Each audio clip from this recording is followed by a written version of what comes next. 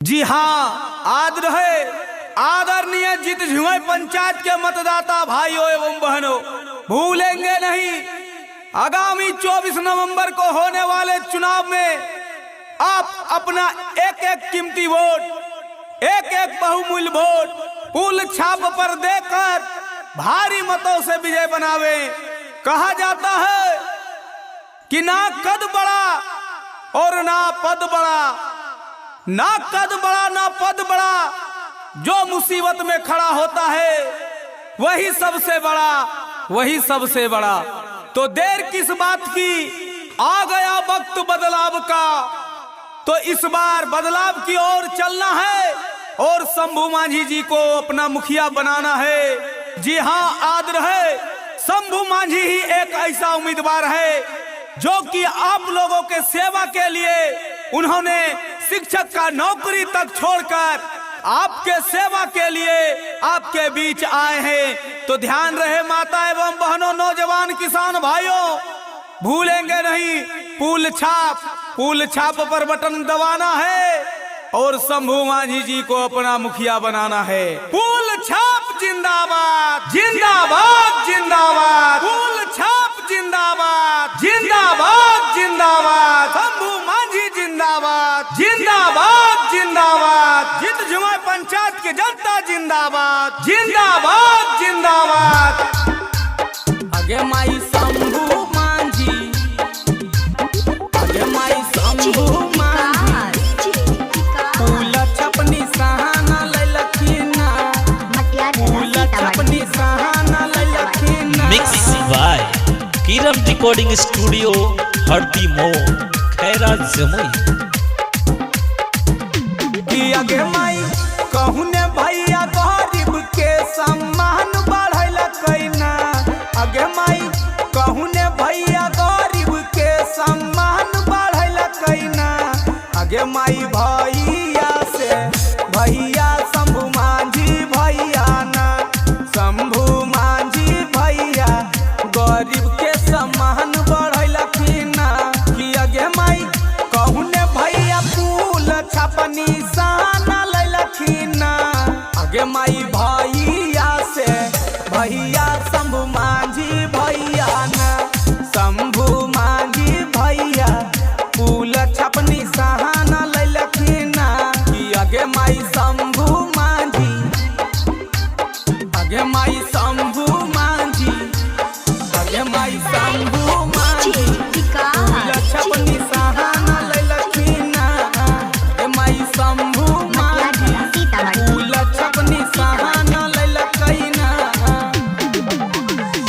शंभू मांझी के अब की मुखिया अपन मान के 5 नंबर पुल छप पर बटन दबई हो तान के, तान के चाचा बहतिया नया बाती भूलाइए जई हो, 5 नंबर पुल छप पे बटन दबाइए दी हो।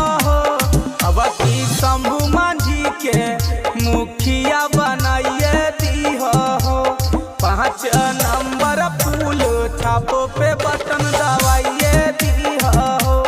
अब की शंभू मांझी के मुखिया बनाइए दी हो, हाँ जीताइए दी हो। आगे माई भैया से, आगे माई भैया से भैया शंभू मांझी भैया ना, शंभू मांझी भैया पुल छपनी सहाना ललखीना।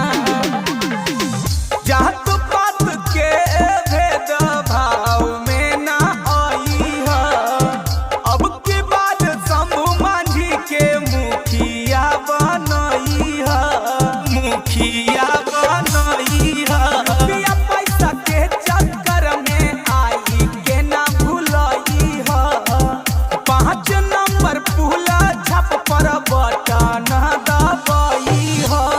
कहे मिथल सुरंगीला नहीं भूलाई जई हो, 5 नंबर पुल छप पे बटन दबाई दी हो। अब की शंभू मांझी के मुखिया बनाई दी हो। जी हाँ, आज रहे आदरणीय जित झुंझुनू पंचायत के मतदाता भाइयों एवं बहनों, भूलेंगे नहीं आगामी 24 नवंबर को होने वाले चुनाव में आप अपना एक एक कीमती वोट, एक एक बहुमूल्य वोट पुल छाप पर देकर भारी मतों से विजय बनावे। कहा जाता है कि ना कद बड़ा और ना पद बड़ा, ना कद बड़ा ना पद बड़ा, जो मुसीबत में खड़ा होता है वही सबसे बड़ा, वही सबसे बड़ा।